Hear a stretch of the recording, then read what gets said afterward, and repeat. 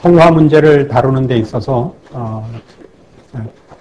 앞 시간에서 얘기한 것 같이 그것도 은혜 위에 서 있다 하는 것을 확인했고, 하나님의 열심히 이 모든 것을 이루신다는 것까지도 확인했습니다.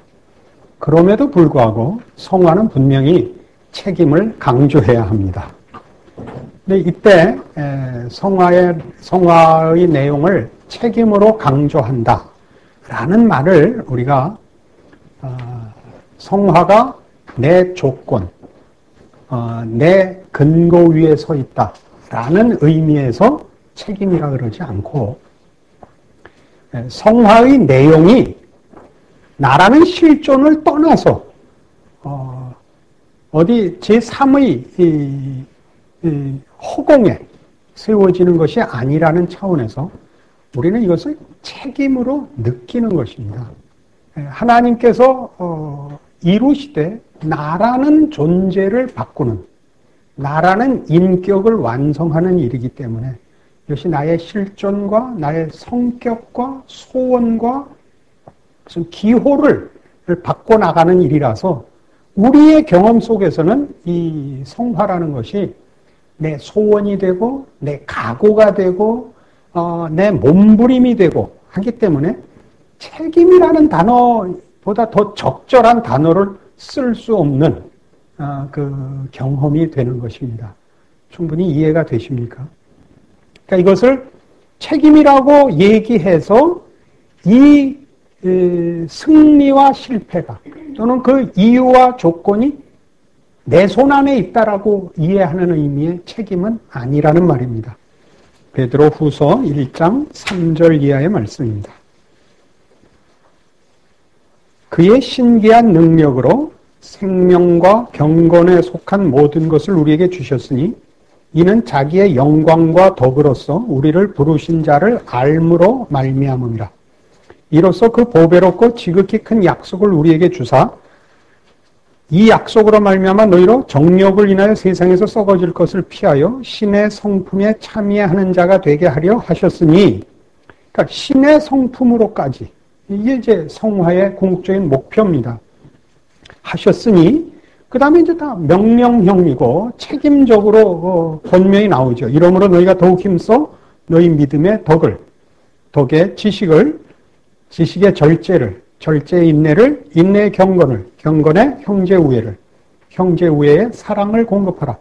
이런 것이 너희에게 있어 흡족한즉 너희로 우리 주 예수 그리스도를 알기에 게으르지 않고 열매 없는 자가 되지 않게 하려니와 이런 것이 없는 자는 소경이라 원시치 못하고 그의 옛죄를 깨끗게 하심을 잊었느니라. 그러므로 형제들아 더욱 힘써 너희 부르심과 택하심을 굳게 하라. 너희가 이것을 행한즉 언제든지 실족지 아니하리라. 이같이 하면 우리 주 곧 구주 예수 그리스도의 영원한 나라에 들어감을 넉넉히 너희에게 주시리라. 그러니까 이 전체 내용은 지금 우리가 읽은 대로 하나님께서 우리를 신의 성품으로 목적하고 계시고 그 완성을 위하여 우리에게 신의 성품의 완성을 위하여 어떤 단계, 어떤 과정 혹은 어떤 내용들을 다 만족시켜야 되느냐 하는 것을 나열하고 있는데, 우리에게 이런 성경이 약속한 이런 내용들이 우리에게 요구되면서 이게 우리의 소원이 된단 말이죠. 이게 우리의 소원이 돼서 이걸 우리가 바라고 원하고, 그렇게 되지 않으면 슬퍼하고 괴로워하고 하는 일로서 성화라는 일이 현실적인 과정을 가진다는 것을 사실은 성경이 얘기하고 있는 것입니다. 그래야 이 끝절 11절에 본 바와 같이 이같이 하면 우리 주 곧 구주 예수 그리스도의 영원한 나라에 들어감을 넉넉히 너희에게 주시리라 라는 어찌 보면 기이한 표현을 쓰죠. 말하자면 하나님 나라에 들어간다 하는 것은 장소와 환경적 보상으로서만이 아니고 우리라는 하나님 나라의 구성원인 하나님의 백성의 완성이라는 것이 하나님 나라의 가장 중요한 완성의 목표다 하는 얘기를 여기에 포함하고 있는 것을 보시게 됩니다. 그러니까 우리는 우리의 구원과 우리의 신앙이라는 것을 이해할 때 어떤 형편, 어떤 환경, 어떤 조건 속에 있든지 하나님이 우리를 다루고 계시다는 사실을 맨 먼저 확인해야 됩니다. 우리가 봉사를 하든, 우리가 시련을 당하든, 남에게 도움을 주든 도움을 받든, 윗사람이 되든 아랫사람이 되든 하나님께서 끊임없이 우리를 다스리다, 우리를 다루고 있다라는 것을 기억한다면 우리 기독교 신앙에서 기복신앙이라는 것의 내용이 좀 더 성경적으로 될 줄로 믿습니다. 기복신앙이라는 것은 그것 자체로 잘못된 것은 아닙니다. 복받자고 예수 믿는 것이 그 틀린 말 아니고 하나님께서 우리를 복 주신 것도 성경적인 약속입니다. 뭐가 복이냐가 문제죠. 뭐가 복이냐가.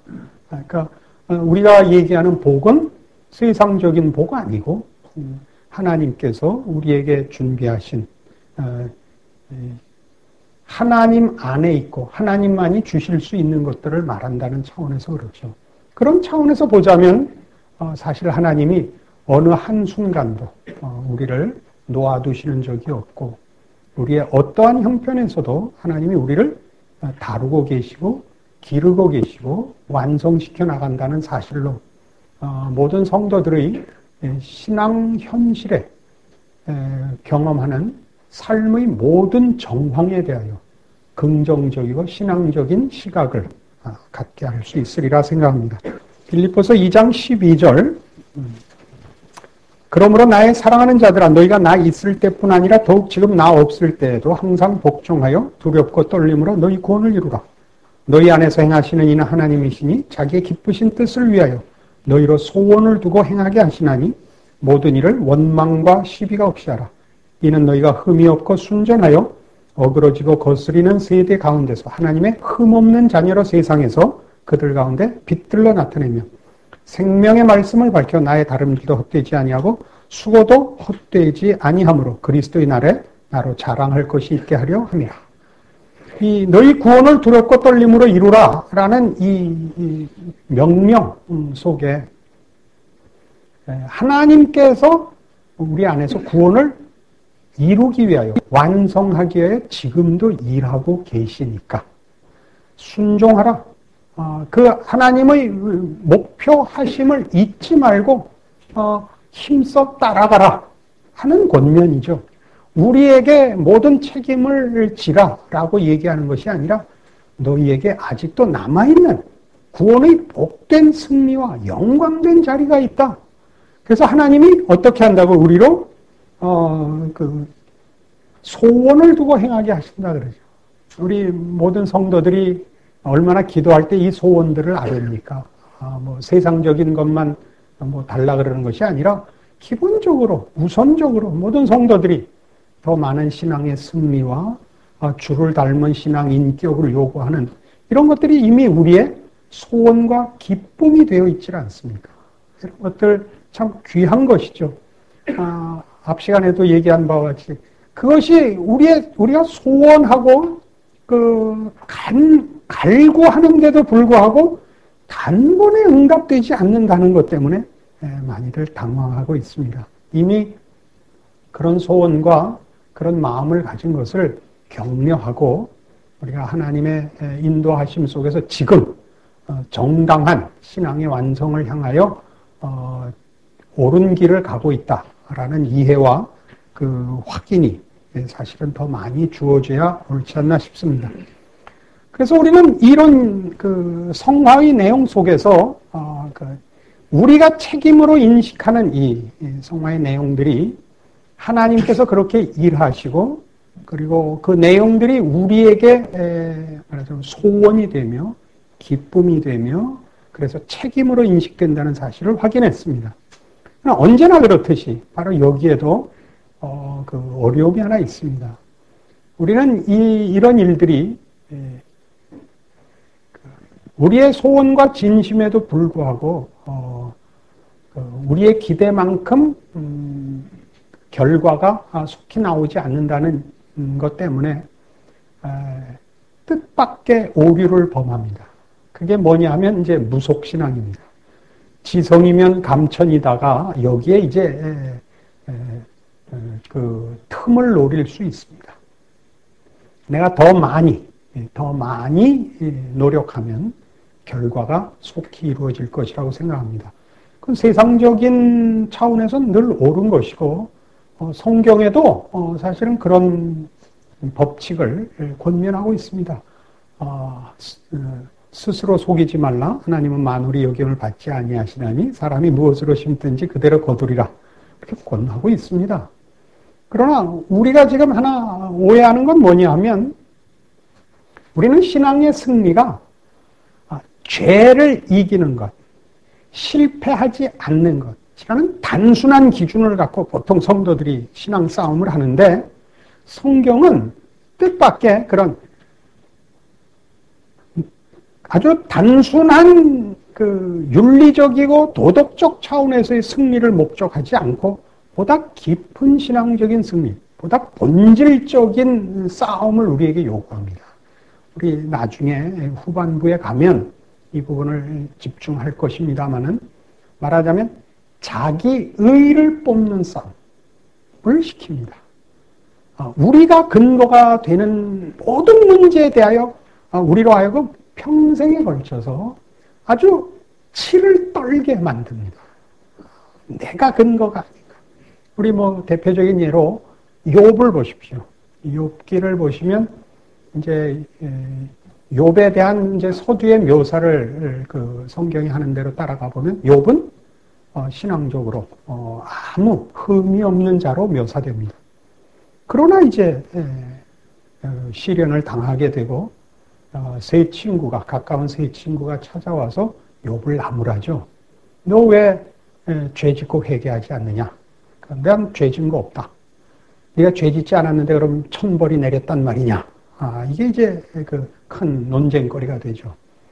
그러니까 욥이 나도 그게 궁금하다. 나 잘못한 것도 없는데 왜 내가 이런 벌을 받아야 되는지 나도 궁금하다. 하나님하고 맞대면에서 한번 물어보고 싶다.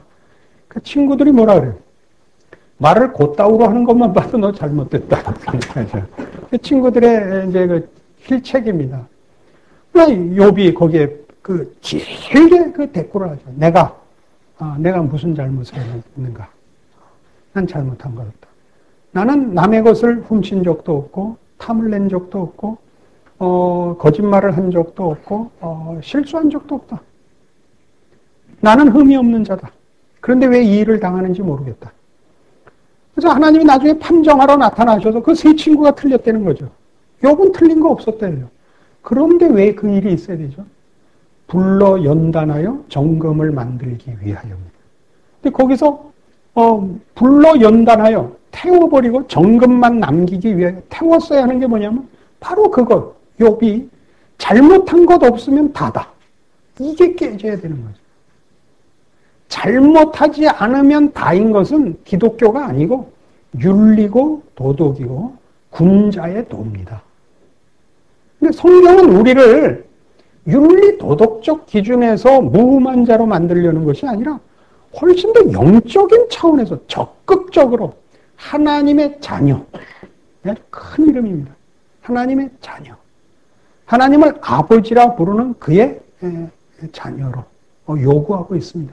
아버지를 닮고 그리스도를 닮고 성령이 거하실 전이 되고 이렇게 요구하고 있기 때문에 이런 이해가 우리에게 깊이 이해되지 않으면 우리는 우리가 요구하는 그 결과를 얻어내기 위하여 무속신앙적인 발상을 해서 더 많은 진심, 더 많은 노력을 기울여 드디어 하나님을 감동시키기로 작정을 하게 됩니다. 우리가 그 많은 열심을 내는 일들을 보십시오. 철야하고 금식하고 통성기도하고 산기도하고 이 모든 것이 전혀 가치가 없는 건 물론 아니죠. 왜 그게 가치가 없겠습니까? 그러나 그 하나님을 만나고 하나님을 배우고가 아니라 내가 목표한 것을 이루기 위하여 하나님을 그 감동시키겠다고 들어가는 거는 성경하고는 사실 동떨어진 사상인 것입니다. 성경은 이런 요구를 하죠. 사무엘상 15장에 가보십시다. 사무엘상 15장은 이스라엘의 첫 왕인 사울에게 하나님이 사무엘을 통하여 아말렉을 진멸하고 오라라는 명령을 내렸으나 사울이 그 좋은 전리품을 남겨온 바로 그 사건에 대한 하나님의 이제 그 꾸중이 나오는 데입니다. 17절부터 보죠.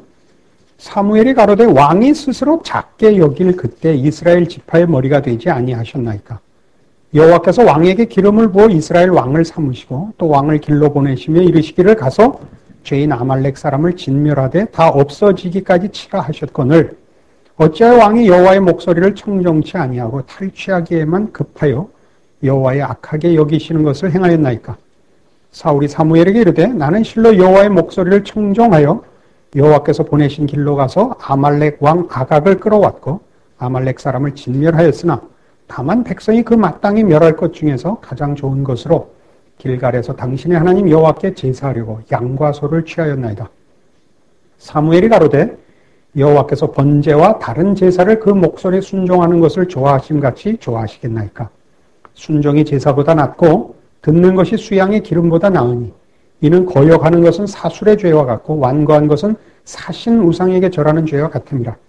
왕이 여호와의 말씀을 버렸으므로 여호와께서도 왕을 버려 왕이 되지 못하게 하셨나이다. 유명한 사건 아닙니까? 여기에 핵심은 뭡니까? 하나님을 순종하는 것이 기독교 신앙입니다. 하나님을 순종한다는 것은 우리의 이해를 돕자면 그 뜻에 있어서나 그 내용에 있어서나 그 방향에 있어서나 그 목표에 있어서나 그 기준에 있어서나 하나님만이 인간의 모든 필요와 복된 것의 근것이다를 말하는 것입니다. 순종이라는 것은 말 그대로 말을 듣는 것이죠. 따라가는 것이죠. 이 순종이라는 것은 기독교 신앙에서는 너무나 중요한 것입니다. 왜냐하면 하나님이 우리를 만드셨고 우리의 필요를 하나님만이 갖고 계시기 때문에 그렇습니다. 우리는 그것을 우리 스스로 만들 수도 없고 세상에서 그 대체물을 얻을 수도 없습니다. 우리가 만일 하나님을 빙자하여 혹은 신앙을 빙자해서 우리가 필요한 것을 얻기 위하여 하나님의 힘을 불러내는 것이라면 그것은 우상이 됩니다.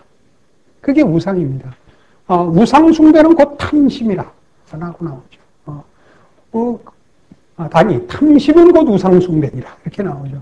그러니까 내가 목표를 두고 내가 가치를 결정하고 신에게는 능력만을 빌어오는 것. 이것이 우상입니다. 우상을 왜 만듭니까? 내 힘으로 안 되는 것을 신의 초월적 능력을 빌리기 위해서 우상을 만드는 거죠. 그렇게 가는 것이야말로 기독교 신앙에서는 가장 치명적인 오류입니다. 우린 다 이 술수를 진실된 마음 때문에 하는 것입니다. 내가 신앙이 좋다는 것, 내가 하나님을 위한다는 그런 진심 아래서 하나님의 뜻과 방법을 바꿔놓는 그런 우를 범할 수 있다는 것, 우리 기억해야 됩니다. 그래서 이런 순종이 제사보다 낫다는 건 뭐냐면 제사가 그런 의미에서 나의 정성을 바치는 것을 의미합니다. 그러니까 기독교 신앙은 내가 하나님을 위해 정성을 바치는 싸움이 아니라 하나님이 우리의 모든 것이어야 하는 이 관계가 오해돼서는 안 된다 이거죠. 그러니까 거역하면 어떻게 되냐? 거역하는 것은 사신 우상에게 절하는 거라고. 그러니까 하나님만이 기독교 신앙에 있어서는 모든 것입니다. 하나님은 우리의 주인이시요, 우리의 복이시요. 시편에 이렇게 나오죠. 하나님은 우리의 상급이시요, 방패시요, 산성이시요, 피난처시요. 하나님은 우리의 기쁨이시요, 우리의 소원이시요. 우리 소요리 문답 1번이죠. 인간의 제일 되는 본분이 무엇입니까? 하나님을 즐거워하며 영원토록 그를 기뻐하는 것입니다. 이거 놓치면 안 됩니다. 그래서 이 같은 그 사상이 요한복음 15장에 예수님의 가르침 속에 이렇게 재현됩니다. 요한복음 15장 1절입니다.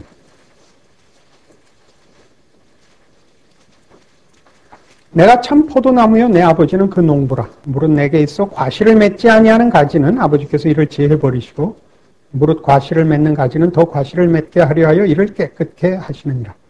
너희는 내가 일러준 말로 이미 깨끗하였으니 내 안에 거하라. 나도 너희 안에 거하리라. 가지가 포도나무에 붙어 있지 아니하면 절로 과실을 맺을 수 없음같이 너희도 내 안에 있지 아니하면 그러하리라. 나는 포도나무여 너희는 가지니 저가 내 안에 내가 저 안에 있으면 이 사람은 과실을 많이 맺나니 나를 떠나서는 너희가 아무것도 할 수 없습니다. 사람이 내 안에 거하지 아니하면 가지처럼 밖에 버리어 말라지나니 사람들이 이것을 모아다가 불에 던져 사르느니라. 너희가 내 안에 거하고 내 말이 너희 안에 거하면 무엇이든지 원하는 대로 구하라. 그리하면 이루리라. 너희가 과실을 많이 맺으면 내 아버지께서 영광을 받으실 것이요 너희가 내 제자가 되리라. 아버지께서 나를 사랑하시는 것 같이 나도 너희를 사랑하였으니 나의 사랑 안에 거하라. 내가 아버지의 계명을 지켜 그의 사랑 안에 거하는 것 같이 너희도 내 계명을 지키면 내 사랑 안에 거하리라. 그 유명한 포도나무 비유입니다. 포도나무 비유의 핵심은 이겁니다. 우리는 가지입니다. 가지는 스스로 열매를 맺을 수 없습니다. 가지는 줄기가 맺는 열매가 달리는 장소일 뿐입니다. 그러니까 우리가 줄기에 붙어 있어야만 생명도 얻고 과실도 얻습니다. 우리가 노력하여 과실을 맺어 줄기를 치장하는 것이 아니라 본 나무의 당연한 결실이 거기 붙어 있는 가지 끝에 매달리게 되는 것입니다. 그러니까 4절에 있는 바와 같이 내 안에 거하라 나도 너희 안에 거하리라. 가지가 포도나무에 붙어 있지 아니하면 저절로 과실을 맺을 수 없음 같다. 얼마나 당연한 얘기입니까? 우리는 하나님을 위한다. 신앙이라는 이름으로 우리가 과실을 맺어 포도나무에 갖다가 치장을 하는 식의 사고 방식으로 얼마든지 전환될 수 있습니다. 우리가 붙어 있어야 됩니다. 붙어 있는 것. 하나님으로부터만 뭐든지 나옵니다. 우리의 모든 필요가. 그게 조금 전에 얘기했던 우리 사울 왕의 실패와 일맥상통하는 성경의 가르침입니다. 사울의 실패는 뭐였습니까? 하나님을 위하여 그가 아말렉에 가서 진멸하라는 그 적진 속에서 하나님께 제사하기 위한 소와 양을 남겨온 것입니다. 그는 포도나무에 붙어있지 않는 가지가 포도나무를 치장하려고 시장에 가서 감이랑 배랑 사다가 나무에 갖다 붙인 꼴이 되는 것입니다. 그건 기독교가 아닙니다.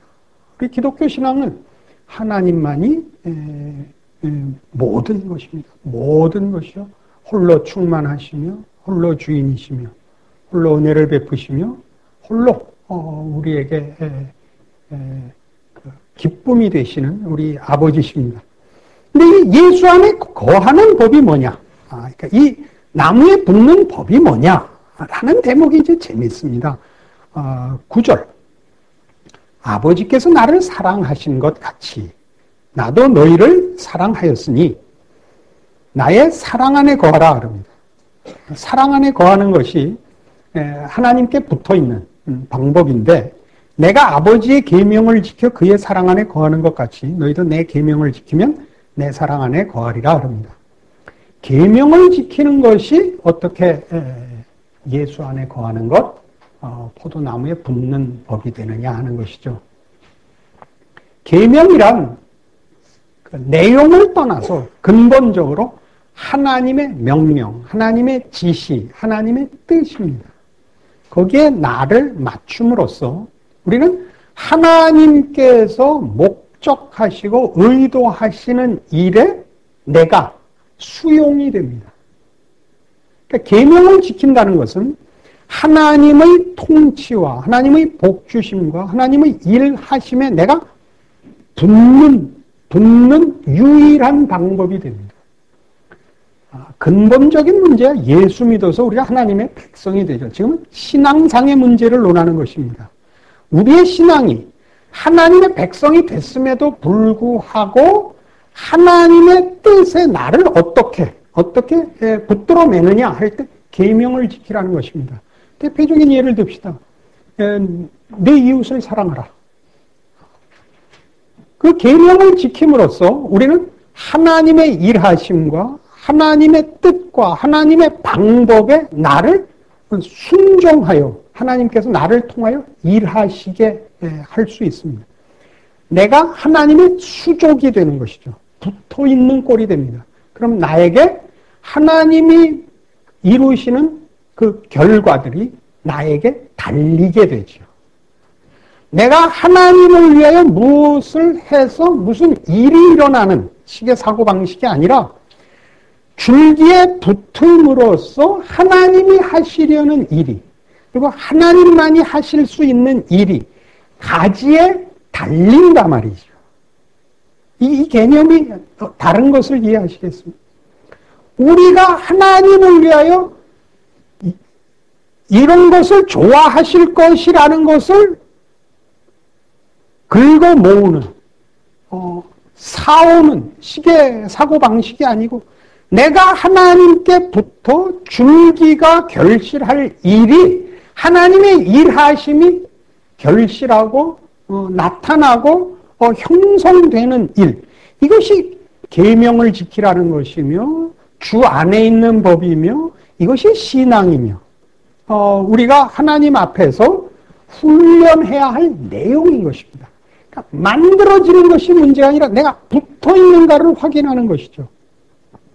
우리 갈라디아서 5장에 가면 그 성령의 열매라는 게 나오지 않습니까? 사랑과 희락과 화평과 오래 참음과 자비와 양선과 온유와 충성과 절제라는 이 사랑의 열매가 거기서는 어떻게 등장하고 있냐면 사랑의 열매를 맺자가 아니라, 물론 그 말이 틀린 것은 아닙니다만은 그 갈라디아서 5장 16절부터 시작하여 무슨 얘기를 하는 중이냐 하면 너희는 성령을 쫓아 행하라 거든요. 성령을 쫓아 행하라. 같은 얘기죠. 주 안에 거하라. 아름다운 열매를 맺지 아니하는 나무마다 찍혀 불에 던지우느니라. 세례 요한의 경고였습니다. 그렇죠? 열매를 맺으라가 아니라 아름다운 열매를 맺지 아니하는 나무. 즉 아름다운 나무가 아니면 찍히는 겁니다. 존재에 관한 싸움입니다. 존재에 관한 싸움. 포도나무에서 엉겅퀴를 따지 않습니다. 가시나무에서 무화과를 딸 수 없습니다. 그 얘기거든요. 그러니까 내가 누구냐라는 건 뭘로 나오느냐면 기독교 신자에게서 내가 누구냐는 하나님께 속하여 하나님만이 만들어내시는 결실이 달리는 존재여야 된답니다. 그게 좋은 나무, 아름다운 나무입니다. 아름다운 열매를 맺는 나무입니다. 그러니까 지금 갈라디아서 5장에서 논하는 것도 육체의 일은 현저하니 이러이러한 것들이라. 거기 뭐 많이 나옵니다. 뭐 다툼과 허영과 당 짓는 것, 분리하는 것. 열매가 뭐가 나오는가 봐라 이거죠. 왜요? 하나님께 속하지 않고는 하나님이 만들어내시는 열매를 만들 수 없거든요. 그러니까 성령의 열매의 등장도 뭐냐면 성령을 쫓고 있으면 이 열매가 맺힌다는 거죠. 사랑과 희락과 화평과 오래 참음과 자비와 양성과 온유와 충성과 절제는 하나님만이 만들어주시는 것이고 세상은 이걸 만들지 못합니다. 그러니까 거기서 성령의 열매를 맺자라는 식으로 하면 우리는 지금 자꾸 가지들끼리 모여서 주주총회를 하는 거죠. 가지들끼리 모여서 뭘 하자는 거죠, 자꾸. 뭘 하자. 그게 아니고 가지 보고 어떡하라고? 포도나무에 붙으라는 거죠. 어떻게 부르느냐고요? 하나님이 시키는 걸 해라. 내 계명을 지켜라가 되는 거죠. 하나님이 주인이 되고 하나님이 우리 모든 것이 되어야 합니다. 하나님은 우리의 필요요, 우리의 답이요, 우리의 상급이요, 우리의 방법이요, 우리의 기쁨이요, 우리의 아버지십니다. 우리는 희한하게도 우리 인간적인 본성이 우리가 무엇을 하여 하나님을 기쁘시게 라는, 그래서 정성, 그 다음에 능력이라는 것이 더 큰 신앙적인 요소가 되고 순종이 그것보다 뒤에 처져 있는 것입니다. 순종이 먼저 있어야 됩니다. 하나님이 하시고자 하는 일이 일어나야 된다고. 그래서 우리가 말의 표현을 그렇게 할 수 있습니다. 사랑합시다 이렇게 말하는 겁니다. 사랑합시다. 그러나 그 사랑합시다는 본질로 들어가면 성령을 따라 행합시다. 신앙대로 삽시다. 이죠. 그러니까 사랑, 희락 이런 것들의 가치 때문에 그것이 근거가 되는 것이 아니라 하나님만이 이런 가치 있는 것을 만들어내실 수 있고 이런 것이 결실하는 유일한 방법은 하나님이 그것을 결실하실 때뿐이고 그것이 우리에게 결실되게 하기 위해서는 우리는 하나님께 붙어있는 방법에 다른 방법이 없는 것입니다. 그러니까 신앙이란 뭐냐 하면 신앙이란 결국 순종이죠. 순종이죠. 신앙은 순종입니다. 무슨 순종입니까? 하나님을 모든 것으로 인식하고 이해하고 소원하고 항복하고 사랑하고 기뻐하는 것입니다. 그래서 계명을 따르는 것입니다. 성경이 하라는 명령을 따르는 이유는 방법이 아니고 조건이 아니며 그것이 우리의 기쁨이요 소원이기 때문입니다.